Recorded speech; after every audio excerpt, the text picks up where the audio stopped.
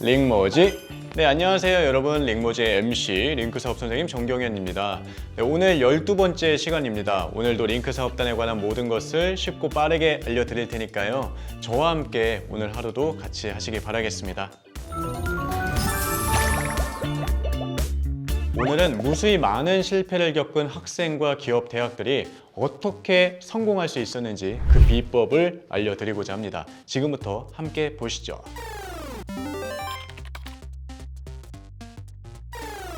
그간 링크TV를 통해서 수많은 창업 동아리들이 성공한 모습들이 소개가 됐었습니다. 하지만 이 모든 창업 동아리들이 처음부터 성공적인 길을 걸었던 건 아니었습니다. 2020년 하수구 처리 자율주행 로봇 제품 제작에 도전했던 전북대 창업 동아리 월드 E팀.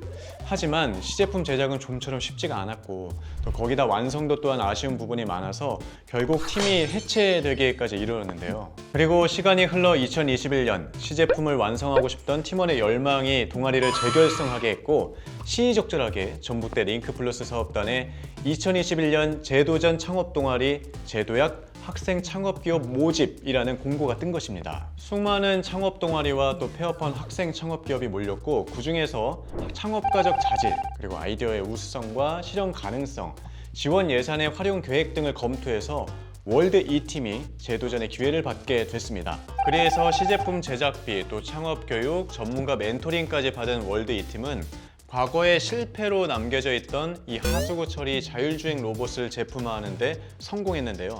그뿐 아니라 실패의 경험을 통해서 귀중한 도전 정신 또한 회복할 수 있었다고 합니다.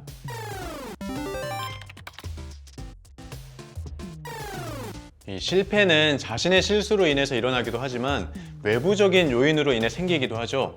경희대 청년 해외 개척단의 경우가 그랬습니다. 해외 시장 개척에 관심 있는 학생팀과 또 해외 시장 진출을 희망하는 기업을 1대1로 매칭해서 기업의 해외 진출을 서포트하는 경희 청년 개척단 글로벌 앞으로. 이들은 아주 오랜 시간에 걸쳐서 무역 실무 교육과 또 해외 시장 진출 전략 수립, 시장 조사 등을 준비해 왔는데요. 하지만 당시 홍콩은 시위와 무력 충돌 등으로 인해서 정말 위험천만한 상황이었습니다. 결국 경희대 링크플러스 사업단은 최후의 순간까지 상황을 지켜보다가 모두의 안전을 위해서 출국 6시간 전에 계획을 취소할 수밖에 없었습니다. 아주 오랜 시간 준비해온 프로그램인 만큼 학생과 기업 모두 큰 손해가 발생한 상황이었는데요.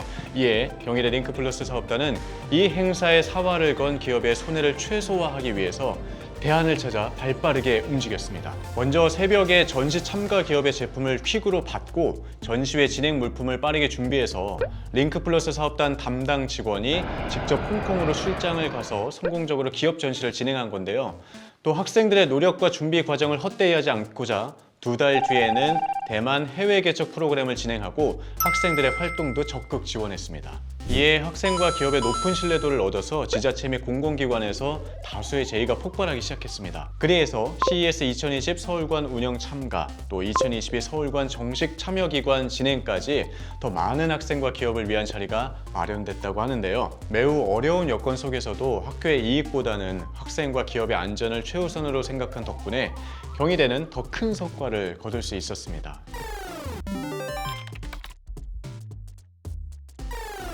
뿐만 아니라 실패를 겪은 기업 또한 링크플러스 사업단의 도움으로 일어설 수 있었는데요.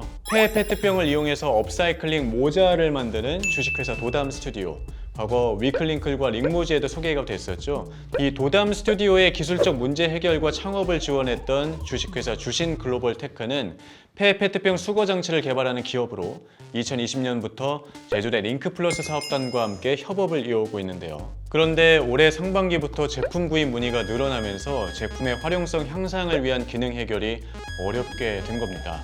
주력 개발 제품인 투명 페트병 분쇄기를 스마트 장치로 업그레이드하기 위해서는 각종 편의의 기능을 추가하고 또 사용성을 제고해야 했던 거죠.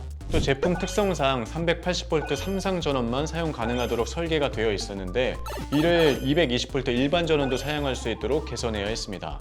하지만 주신 글로벌 테크 혼자만의 힘으로는 이를 해결하기가 어려웠던 상황이죠. 가족회사의 어려운 상황을 좌시할 수 없었던 제주대 링크플러스 사업단이 낸 묘수가 바로 우수 가족회사인 주식회사 아이텍트와의 3자 협업이었습니다. 3개의 기관이 집중해서 협업한 결과 단기간에 제품 업그레이드 프로젝트를 완수할 수가 있었고요. 더불어 강원도 횡성군의 1호 납품 계약이 성사가 됐고 서울 광진구청을 비롯한 여러 지자체로부터 약 20여 대의 순주문이 이루어졌다고 하네요. 진행이 어려워서 실패로 남을 수 있었던 이번 프로젝트를 성공으로 이끈 것은 복수 가족회사 간의 협업 주선 방식이었는데요. 제주대 링크플러스 사업단은 산업계 허브로서 ICC 역할 및 위상을 다시 한번 확인할 수 있었습니다. 또한 기초 토목공사 장비 전문 기업인 부마C는 지속적인 신규 아이템을 개발하는 과정에서 구조 설계, 또 장비 안전성 검토, 시스템 신뢰성 확보 등 끊임없는 애로사항을 갖고 있었는데요. 이때 해결책을 제시한 것이 바로 경남대 링크플러스 사업단이었습니다. 대표적으로 책임 교수님과 지속적인 소통을 통해서 기초 토목공사 장비의 핵심 부품 중에 하나인 요압 윈치 모듈이라든가 14인치급 드릴비트, 토목공사 장비용 요압식 수중 펌프 아이템 개발에 필요한 구조 설계 검토라든가 구조 해석 검토, 시스템 평가 기술과 관련된 기술 자문을 통해서 안정적으로 사업화 아이템으로 확보해 나가는 기술력을 마련할 수 있는 계기를 마련하는 데 많은 도움을 주셨습니다. 경남대 링크플러스 사업단은 ICC를 통한 지역기업과의 브릿지 역할을 함과 동시에 또 기업 니즈 기술을 기반으로 하는 수요 기반형 캡스톤 디자인을 운영해서 산학공동기술개발 과제 추진에 힘을 보탰습니다. 경남대는 이전에도 3D 프린트 등 대학의 우수한 공동장비를 사용할 수 있도록 지역기업과의 공동성장을 위해서 아낌없는 지원을 진행했었습니다. 이러한 경험들이 지역기업의 어려움을 해결사 역할을 할 수 있는 중요한 기반이 된 것은 아닐까요? 각 대학의 링크플러스 사업단 덕분에 대학과 학생 또 지역기업 등은 실패를 딛고 오늘도 무럭무럭 성장 중인데요. 앞으로 링크플러스 사업단의 도움으로 이들이 어디까지 대체 성장하게 될지 여러분 기대되지 않으신가요? 저는 다음 주 월요일에 다시 찾아오겠습니다. 링모지 여러분의 링크 선생님 정경현이었습니다. 안녕.